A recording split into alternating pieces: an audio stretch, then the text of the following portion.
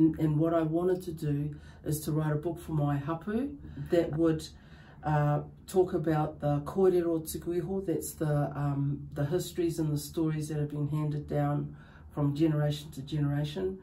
I wanted to put together a whakapapa tables, you know, genealogical tables, right from the beginning right to today.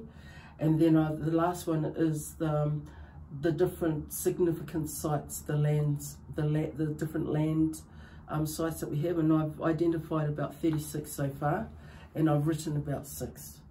So, and that involved taking photos, stepping across the land, walking across the land, listening to the stories, hearing the stories, listening to the birds, the manu, composing a karanga for each site. And that's so that when we have our marae, when it is opened, we have a number of karanga that we can call to different people. And so we will call out from the cliffs of karanga hape out to our manuhiri. We'll welcome people onto our marae, or whatever event that is taking place, we will have karanga to be able to do those things.